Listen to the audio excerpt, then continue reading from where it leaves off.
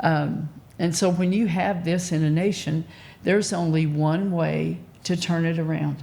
And that's why there's such an attack against you guys right now, because Satan fears the remnant. Yes. He fears those that will stand like Shammah and take the territory, because that's what we've been doing. God brought us up here to where, or down here, it's south of there, so we could stand and fight for the territory. That's what we're all fighting right now for, is against territorial spirits.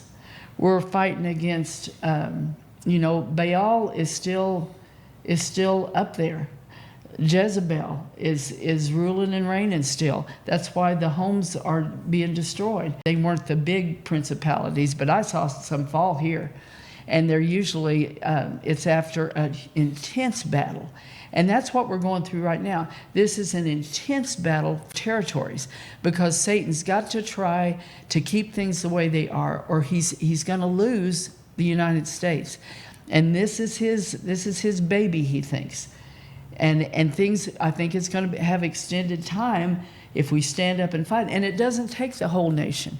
We can see every day people that are, just totally against God and totally against anything of God. They don't want to follow God's rules. They want to make their own rules and say, well, you just got to put up with us. Yeah. We're just going to have it our way. Well, that's not the way God operates.